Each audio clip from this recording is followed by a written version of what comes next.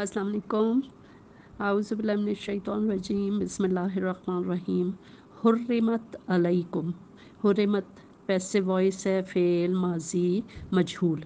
हराम की गई, अलैकुम तुम पर, उम्महातुकुम तुम्हारी माएँ, माँओं में सगी, सौतेली, दादी और नानी, ये सब शामिल हैं। व बनातुकुम और तुम्हारी बेटियाँ, इनमें बेटियाँ सगी भी, सौतेली भी और नवासी और पोती भी शामिल हैं। व अख़वातुकुम और तुम्हारी बहनें, चाहे सगी हों या सौतेली हों। व अम्मातुकुम और तुम्हारी पुफियाँ, व खालातुकुम और तुम्हारी खालाएँ, व बनातुल अख़ी और भतीजियाँ, व बनातुल उख्ती और भांजियाँ। इन सब रिश्तों में भी सगे और सौतेले के दरमियान कोई फ़र्क नहीं। बाप और माँ की बहन ख़ास सगी हो, ख़ास सौतेली या बाप शरीक, बहरहाल वो बेटे पर हराम है। इसी तरह भाई और बहन ख़ास सगे हों या सौतेले या बाप शरीक, उनकी बेटियाँ एक शख्स के लिए अपनी बेटी की तरह हराम हैं। व उम्महातुकुमुल्लाती और तुम्हारी वो माएँ जिन्होंने अर्दअनकुम तुम्हें दूध पिलाया। व अख़वातुकुम और तुम्हारी बहनें मिनर रदाअत रज़ाई, तुम्हारी दूध शरीक बहनें। व उम्महातु निसाइकुम और तुम्हारी सासें, तुम्हारी बीवियों की माएँ। व रबाइबुकुमुल्लाती और तुम्हारी बीवियों की वो बेटियाँ, अल्लाती फ़ी हुजूरिकुम जिन्होंने तुम्हारी गोदों में परवरिश पाई, मिन निसाइकुमुल्लाती तुम्हारी उन बीवियों में से, दखल तुम बिहिन्ना जिनके साथ तुम्हारा ताल्लुक़ ज़ौजियत रहा। फ़इन लम तकूनु दखल तुम बिहिन्ना और अगर तुम्हारा उनसे ताल्लुक़ ज़ौजियत नहीं रहा, फ़ला जुनाहा अलैकुम तो उनकी लड़कियों से निकाह कर लेने में तुम पर कोई मवाख़िज़ा नहीं।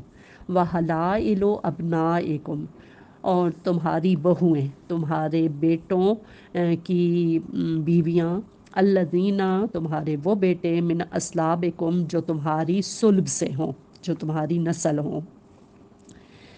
व अन तजमाऊ और ये कि तुम, ये भी हराम है कि तुम जमा कर लो, बैनल उख्तैन दो बहनों को अपने निकाह में, इल्ला मा कद सलफ़ मगर जो पहले हो गया सो हो गया, उन पर पकड़ नहीं है, लेकिन आइंदा ऐसा नहीं करना, ऐसे इसकी इजाज़त नहीं है।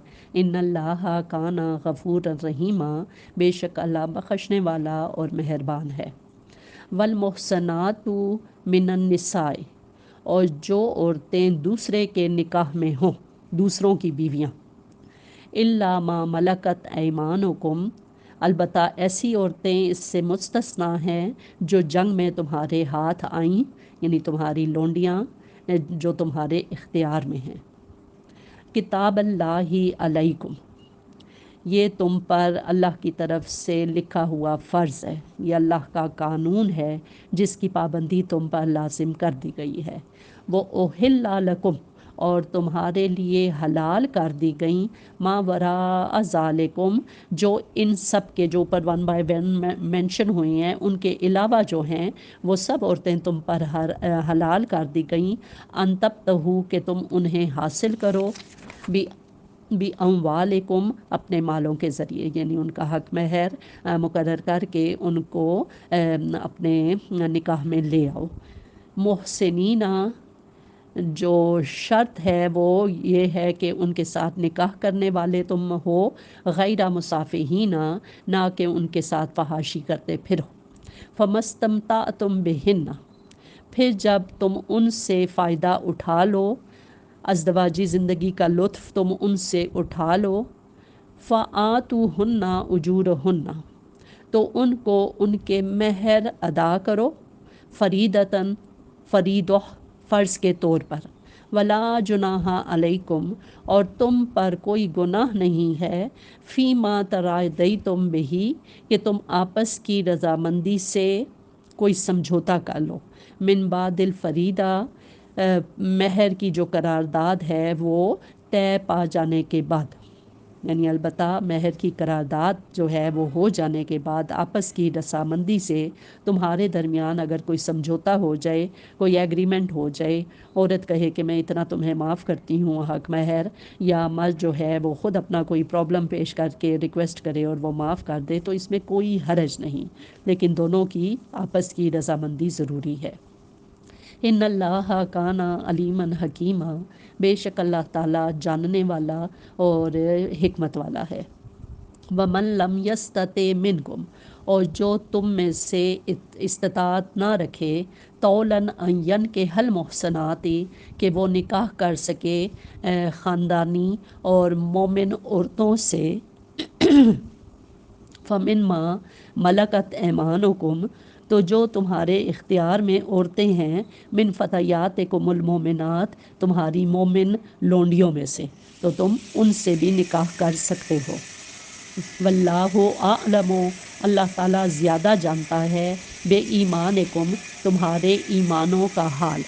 بعضکم من بعض، تم سب ایک ہی گروہ کے لوگ ہو۔ یعنی معاشرت میں لوگوں کے درمیان جو فرق مرتبے کا ہے وہ محض ایک دنیاوی چیز ہے، ورنہ دراصل سب مسلمان یکساں ہیں، اور اگر کوئی حقیقی وجہ امتیاز ان کے درمیان ہے تو وہ صرف ایمان ہے، جو محض اونچے گھرانوں ہی کا حصہ نہیں ہے۔ ہو سکتا ہے کہ ایک لونڈی ایمان اور اخلاق میں ایک خاندانی عورت سے بہتر ہو۔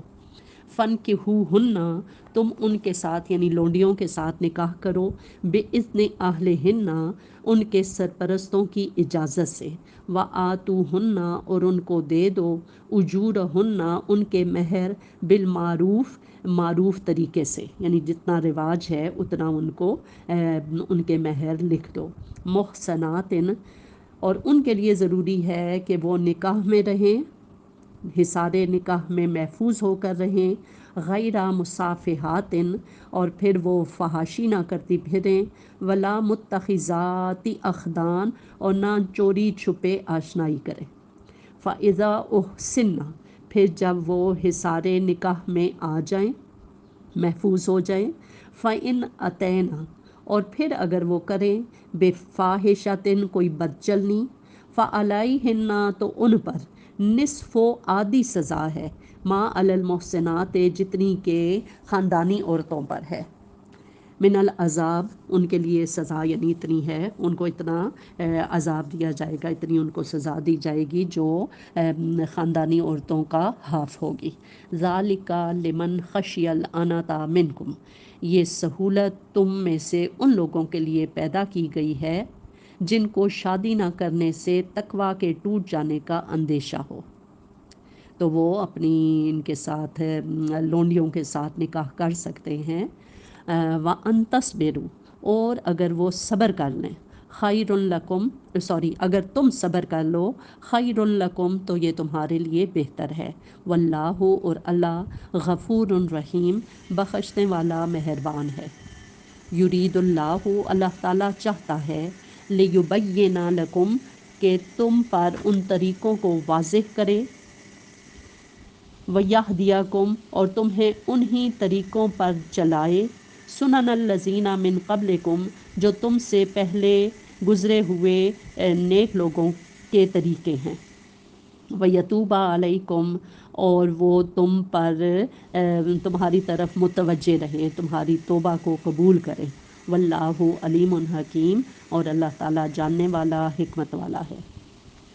واللہ یرید، اللہ چاہتا ہے، ان یتوب علیکم، کہ وہ تمہاری طرف توجہ کرے، ویرید الذین، اور وہ لوگ چاہتے ہیں، یتبعون الشہوات، جو اپنی خواہشات نفس کی پیروی کرتے ہیں، اپنے دل کی باتیں مانتے ہیں چاہے وہ ناجائز ہی کیوں نہ ہو، وہ لوگ یہ چاہتے ہیں، ان تمیلوا میلا عظیما، کہ تم راہ راست سے ہٹ جاؤ، یعنی وہ تمہیں بھٹکانا چاہتے ہیں تو تم نے ان سے بچنا ہے اور اللہ تعالیٰ کی خوشنودی حاصل کرنی ہے۔ یہ اشارہ ہے منافقین اور قدامت پرست جہلا اور مدینہ کے نواحی علاقوں میں رہنے والے یہودیوں کی طرف۔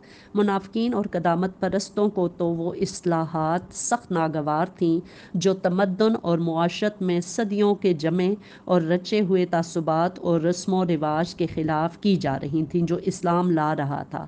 مثلاً میراث میں لڑکیوں کا حصہ، بیوہ عورت کا سسرال کی بندشوں سے رہائی پانا اور عدت کے بعد اس کا ہر شخص سے نکاح کے لیے آزاد ہو جانا، سوتیلی ماں سے نکاح حرام ہونا، دو بہنوں کے ایک ساتھ نکاح میں جمع کیے جانے کو ناجائز قرار دینا، متبنہ یعنی منہ بولا بیٹا کو وراثت سے محروم کرنا اور منہ بولے باپ کے لیے متبنہ کی بیوہ اور مطلقہ کا حلال ہونا، یہ اور اس طرح کی دوسری اصلاحات میں سے ایک چیز ایسی تھی جس پر بڑے بوڑھے اور آبائی رسوم کے پرستار چیخ چیخ اٹھتے تھے۔ مدتوں ان احکام پر چمگویاں ہوتی رہتی تھیں۔ شرارت پسند لوگ ان باتوں کو لے کر نبی پاک اور آپ کی دعوت اصلاح کے خلاف لوگوں کو بھڑکاتے پھرتے تھے۔ مثلاً جو شخص کسی ایسے نکاح سے پیدا ہوا تھا جسے اب اسلامی شریعت حرام قرار دے رہی تھی، اس کو یہ کہہ کر اشتعال دلایا جاتا تھا کہ لیجئے آج جو نئے احکام وہاں آئے ہیں ان کی روح سے آپ کی ماں اور آپ کے باپ کا تعلق ناجائز ٹھہرا دیا گیا ہے۔ اس طرح یہ نادان لوگ اس اصلاح کے کام میں رکاوٹیں ڈال رہے تھے جو اس وقت احکام الہی کے تحت انجام دیا جا رہا تھا۔ دوسری طرف یہودی تھے جنہوں نے بے شمار پابندیاں، باریکیاں اور سختیاں اپنی شریعت میں بڑھا لی تھیں۔ بکثرت حلال چیزیں ایسی تھیں جنہیں وہ حرام کر بیٹھے تھے۔ بہت سے اوہام تھے جن کو انہوں نے قانون خداوندی میں داخل کر لیا تھا۔ اب یہ بات ان کے علماء اور عوام دونوں کی ذہنیت کے بالکل خلاف تھی کہ وہ اس سیدھی سادی شریعت کی قدر پہچانیں جو قرآن پیش کر رہا تھا۔ وہ قرآن کے احکام کو سن کر بے تاب ہو جاتے تھے، ایک چیز پر سو اعتراضات کرتے تھے۔ ان کا مطالبہ یہ تھا کہ یا تو قرآن ان کے فقہا کے تمام اجتہادات کو شریعت الہی قرار دے ورنہ یہ ہرگز کتاب الہی نہیں ہے۔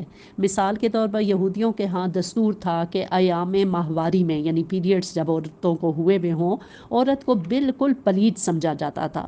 نہ اس کا پکایا ہوا کھانا کھاتے، نہ اس کے ہاتھ کا پانی پیتے، نہ اس کے ساتھ فرش پر بیٹھتے، بلکہ اس کے ہاتھ سے ہاتھ چھو جانے کو بھی مکروہ سمجھتے تھے۔ ان چند دنوں میں عورت خود اپنے گھر میں اچھوت بن کر رہ جاتی تھی۔ یہی رواج یہودیوں کے اثر سے مدینہ کے انصار میں بھی چل پڑا تھا۔ جب نبی پاک صلی اللہ علیہ وآلہ وسلم مدینہ تشریف لائے تو آپ سے اس کے متعلق سوال کیا گیا۔ جواب میں وہ آیت نازل ہوئی جس کی روح سے حکم دیا گیا کہ ایام ماہواری میں صرف مباشرت ناجائز ہے، باقی تمام تعلقات عورتوں کے ساتھ اسی طرح رکھے جائیں جس طرح دوسرے دنوں میں ہوتے ہیں۔ اس پر یہودیوں میں شور مچ گیا۔ وہ کہنے لگے کہ یہ شخص تو قسم کھا کر بیٹھا ہے کہ جو کچھ ہمارے ہاں حرام ہے اس سے حلال کر کے رہے گا اور جس چیز کو ہم ناپاک کہتے ہیں اسے پاک قرار دے گا۔ یرید اللہ چاہتا ہے ان یخفف عنکم کہ تم پر پابندیاں ہلکی کرے، وخلق الانسان کیونکہ انسان جو ہے وہ پیدا کیا گیا ہے ضعیفا کمزور۔ یا ایھا الذین آمنو اے ایمان والو لا تاکلوا تم نہ کھاؤ اموالکم اپنے مال بینکم آپس میں بالباطل باطل طریقوں سے، الا ان تکون تجارتاً سوائے اس کے کہ کوئی لین دین ہو، ان تراض منکم آپس کی رضامندی سے، ولا تقتلوا انفسکم اپنے آپ کو قتل نہ کرو۔ اس سے 3 معنی مراد ہیں۔ نمبر 1 ایک دوسرے کا مال کھا کر اپنے آپ کو ہلاکت میں نہ ڈالو۔ نمبر 2 ایک دوسرے کو قتل نہ کرو، اور نمبر 3 خودکشی نہ کرو۔ یہ تینوں معنی اس سے سمجھے جا سکتے ہیں۔ ان اللہ بے شک اللہ کانا ہے بکم تمہارے اوپر رحیمہ مہربان، ومن یفعل ذالک جو ایسا کرے گا، یعنی دوسروں کا مال ہڑپ کرے گا، عدواناً و ظلماً، زیادتی کرتے ہوئے اور ظلم کرتے ہوئے، فسوف نصلیہ نارا، ہم جلد ہی اس کو آگ میں ڈالیں گے، وکانا ذالک علی اللہ یسیرا، اور ایسا کرنا اللہ پر آسان ہے۔